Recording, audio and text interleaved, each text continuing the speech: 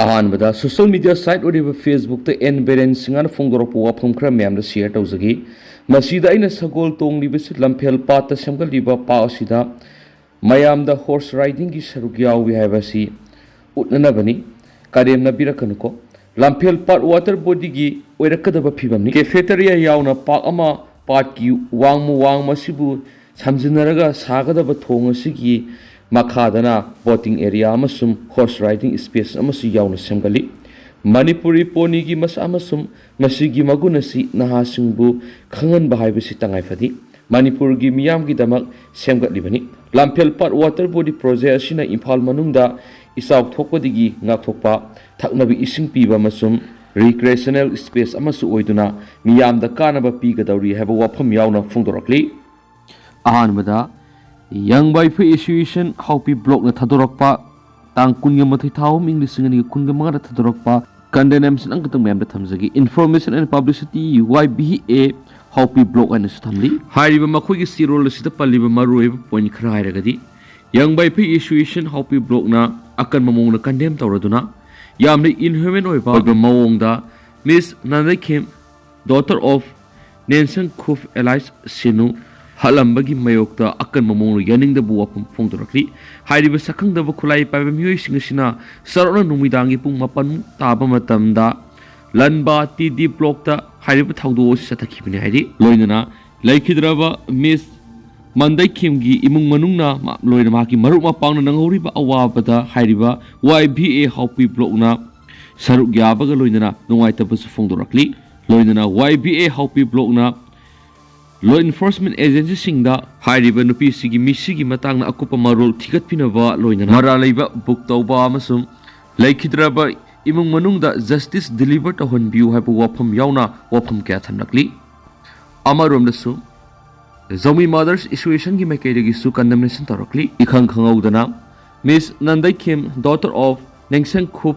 हाइबदी ngarang March की तांग कुन English ngani की कुन ग मंगा द सिखिबगी मतंग द वफम क्या थमनकली मखोगी condemnation letter सिना सुम पली हाइरिबा मियोइ न PSC हौकिबा March की तांग कुन हाइबदी ngarang इंग्लिश ngani की कुन ग मंगा दा सरना नुंगदाइरंग की पुंग तरुक मखाइम ताबा मतमदा मार्क्स अरोइबु उखी अमसुम नुमिदांग की पुंग निपान तार फावबदा हलक्तबदगी महाकपु थीबगी थबक चथखिबनि हाइरि अदुगा माकी थवय यावद्रबा हक्सांग सरौना पुंग 13 मखाइमुक ताबा नुमिदांगी मतमना फंगमा ngमखिबनि हाइरि लोइनना माकी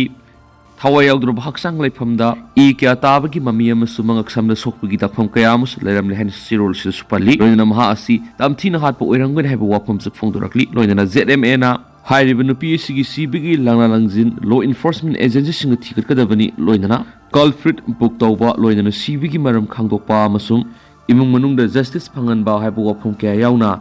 ZMA की मैकेदगी सुफुंगदोरकली लोइनना हाइरिबा सई मापन खक्ता ngairiba angang सुचामपुर की रिलीफ कैम्प दा लेबा nga amani सुहाइरि महाक हौजिक वेमार्क एकेडमी दा सुपनतगी क्लास 2 तमलिबा रो नंबर 25 ताबा नुपी मसानी महाकना लेखिदबली स्कूल की मैकेदगी सु नुवाइतबा फोंदोरकली लोइनना हाइरिबा सुगी मतांगना सु Kuki women organisation for human right की मैकेदगी हाइरिबा मिहात असिदा सेनबा मियोइ सिंगा थुबा फगतकदबने हाबा वाफम पल्ली लोइनना जिलाई सुचामपुर डिस्ट्रिक्ट ZCD न सु अकन ममोना कंडेम तौरदुना मिहात असुगी मतांगदा अकन ममोना यानिंगदबा फोंदोरकली अतोपा पावखरनमु म्यांमार की सागाइंग द खुथोकनाबदा PDF na hunda gi Lanmi ki hatkhre hai roi na kunthra na phajinduna thamkhre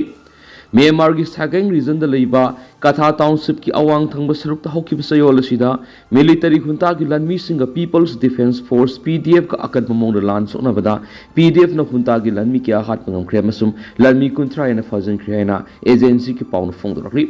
ko thoknar ki badu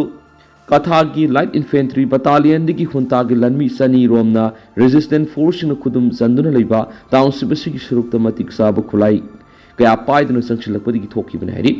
agency की पाउना मखाताना फोंदोरकपदा सौराकना हुंता की लन्मी निफु हेन सिरमबे लोइनना रेजिस्टेंट फाइटर्स की मैकेडमी योय अनिकक सिखि हाबगी थाजब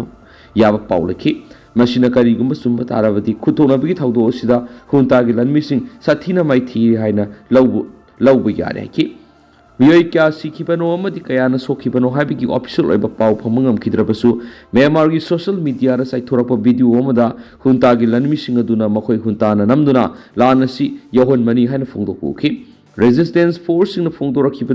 Hauzi Katha Township the Huntaga Lanmi Police Amadi Huntaga Kusamnariva Piu Soti militant Samrigi Matata deployed out to the lady Makoina Lady Mapamasi Natana Katha Township ki atop Mapamsing the resistant force in the Kudum Sansin Mangamlaki military Huntanasu Katha Township resistant force in the Kudum Sansin Kitana Bahona Bagalona Nongtaki Yer strike Tauduna Madi Anova battalion kya pushilak tuna lanthengna ba thorang tori du hausik laidiba phibam sida pdf amadi atai resistance force na hena phibam sara bra masum township asi athuba matam military hunta agi khudum sanma ngamla gadra haibigi ohang kya miam da hangnarakli haba wafam masu media sing da report tori manipur top channel gi maikei digi maru ebi i pausung miam da thamjagi hanba youth for national regeneration haibisida na hasingi conclave pangtholagani mayot Hawalagdi banahasing kunai si masa kangjaduna miyamgi singnabasingasi marom dom thiengnaba ngamnabagidamag Manipur Youth League mayon lakliba Mars kungani thudigi kungumdai fawa numinini supna Youth for National Regeneration haibisida Youth Conclave ama Palace Compound leiba lamyan ba sanglena pangtholagani haidi Mayolamgi sirolaman hai haukiba kumza English nganiga kungumdagi November anida sapongkiba mayolna Manipur kunai sigi sotharaba hiram kyada lepa leitana miyam guroinana mayong yaduna lakli Manipur gi tuan mafam kyada kilometer satruk henbada kumza English nganiga kungumdagi December kunga mathoida kangladi gi hauduna kumza English nganiga kunga marigi January ama phawba aikhoigi anauba langwon gi paujel puba khongsat haina mingthonduna Manipur gi tuan mafam kyada khongsaki Kunai sida thiengnari basing asikari no amadi masi aikhoina karamna pakhom pigani haibigi matangda tuan ba mafam kyada mifam pangthoktuna miyam ga loinana singna basing khangdokminaki hairiba khongsat asigi aroiba numita Manipur University na laibak miyam ga loinana langthabal declaration haina warep taret amasulokhi hairiba warep sing asi thabak to onthokpoina taragani pansubu lok sabha election na tampaki tuan mafam kyada tha ani hena miyam da election da senja thumja tawduna afaba asumba election ama ohena bagi panamda aikhoigi anauba langwon gi bot haina mingthonba miyam bu wakal tahanbigi mifam kya mas pangtokhi langthabal declaration gi warep sing asi bu thabak to onthorakpada hena mangam sanabagi damag youth conclave asi pangtokadabane hairiba thoram asi lebak miyam maru oina lebaki himai sumgadori banaha singna sarugya bi haina su mayol na appeal torakli amaromdana Thawal Municipal Council na Thawal Kaithil masak thiale Superstar Club Thawal Kaithil gi ahang masaruk singda Thawal Municipal Council na apama mong dukan sajin mana Kaithil sigi masak thiale Kaithil si kanbigi mota senda lambi khakta makhanduna lairi haina Superstar Club Thawal awang lekai gi mekai digi maral sirakli Thawal awang lekai community hall permission unaba ma the club asigi publicity secretary asem saratna phongdokhibda Thawal Kaithil matam ga sunaba mongda Simplex company na ningthina saramlaba kaithel amakhangni adubo kaithel asi haujikti nungsit nungsa ningthina phangma ngamdraba amamba mafam kya lairi karigumba maihau langpok thulakpada fire service matam sana sangma ngamdabegi phibamda leibaga loinana khudong thiningai oirei amasum kaithel asi akoibda leiribe yung kya su khudong thiningai oirei haina club asina nungnangba phungdokhibaga loinana kaithel asi gi drainage lambi asi parking ningthina semegi mohutta Thawal Municipal Council na senda lambi khaktama khanduna thabak chathaduna lairi Maram asina handak nauna dukan kya sagalagli basi lepiu marina basingsu numit mangani gi manungda sapsab ama khangalaktrabadi Thawal awang laikai digi miyam amadi maira paibi yauna club asina akan makhongjang jangsilaga naiki amaromdana Irom Roger laikhidabagi ningsing thauram pangthokre kumja English singaniga taraga mathogi Mars kun Nungaitaba thawdo amada laikhidraba gari makha lekai digi Irom Roger laikhidabagi taraga mari raksuba ningsing kumon thauram Gari Youth Welfare Association Gari makha lekai gi community hall pangtokre Roger Irom Memorial Trust amadi maki imung manungna sinduna pangtokhiba thauram aduda retired Colonel Takhel Sangbam Robindro Roger Irom Memorial Trust ki president K Sais Subadani amasum Bharat Squad and Guidance India ki former regional organizing commissioner CS Biren na athuba mitunglen oina sarugyaki thauramga mari rena Takhel Sangbam Robindron hai lamdam asida thogwaningdaba nungaitaba thawdo wathok misimina kaya thoktuna lakli adubo aigi isa lekhidri haiduna nungaitaba maga loinana leibigi muhutta tungi mirol da asiguma nungaitaba thawdok asi thoktanaba miyamna paujal piba mathoktai miyoy khudimak mahaki nungsiraba imung manung thadokna satkigidaba ngakani nungsiraba imung manunggi miyoy sing thadokna satkraba Roger gi mafam haujiksu nungaitaba phawri adubu leibakta tamlammani khanduna tungi mirol asiguma thawdok sing thoktana ba ekhoi puna hotnamina saiki nakalamaromda laikhidraba Roger gi apokpi irom ongbi sitrana hai lamdamasigi tungi yombi oirakadoriba naha sing nisagi ipaktu luptuna laikhidaba nongmai sindolda hatokpiba kaya asi matungna thoktana ba haiduna miyamda paujal pibu oina Roger laikhidabigi kumon thoramasi pangtokpani aigi isa laikhitre haiduna haliba midubu laman khumgi khanbigi muhutta asiguma thawdo asima khatana muhana thoktana ba haiduna mama ama oina khulaw law banaki thauramasi manungsana Roger Irom Memorial Trust madi mwaki imung munungna mamang sahi English ngani ka kunga mari dagi Council of Higher Secondary Education Manipur law exam da bako mathang tarakhraba mahiro ehumda pung thawgat poina certificate amadi seal gi mana kushina khedi amarom dana Mitei singi ariba masana yubi lakpi haiba mitei singi ariba masana si karama matamdagi haurakhiba no haiba sap sana khangmangamdri aduma pumasana si Chris kumza manga suba sahi sadagi leraglaba ariba masana oigani haina thajanai masana sigi matangna tungan ba wakhalon mot kayamuk pinarami mi kharana yubi lakpi sanai haiduna yubi lakpi kaukhibani hai miyoi kharana laiga hingsabaga samudra naminaraga phanglakpa amitra safudu lakna khibagi mawong ni haiduna masana sigi nungi wanto pinaba laknai kangla pau gi editorial mem na thamjari adumapu mod khudima mitei singi nat kweba monati maramdi yubi tholakhiba si khagembagi matam taragatre subu sahi sa aduwaidani aduga samudra naibigi wafam asidi hindu dharmagi wari taraba matungda sagat khiba wanini mitei singi mangang salai gi ningthau sarai rangbu yaknaba singna makok kaktuna hatkhre kaklaba mapagi makok tu masin mana onina munaki masin mana onina mapagi makok tu munabada miyamna kumai oina thokibadigi thawdok tugi saktam laktuna yubi lakpi masin hawdokhibani haina thasani masana si ahanbada waru uruna matum tana bol oina lakna dunu sanaramadigi haigiri kauba achaubu ohayama lakna dunu sanaraki asuna lakhibana taragatre subu sahi sada manipur yubi tholaklabada maku khokthriba yubi bu thau taisilaga lakna dunu sanari masigi mamingsu yubi lakpi haina khangnarakibani masana si mi amana mayamga lamba tawnaba masanani sari sarat haiba misa amana yubi laktuna sanaroi ataibu namthektuna sanabung mafam jaga amada phamliba wayel mapu ningthaugi manakta sielaga yubi du katlaga yubi lakpigi mingset lawnai masana si mitei lebakta ningthau masa singna makhoi masel amaga angamangam hatokna dunu mapangal munabagi mamitai khagembagi haktakta masana si lebaki weba thakta pukhi yubi lakna pangamdrabadi ningthauna arapa panthung amada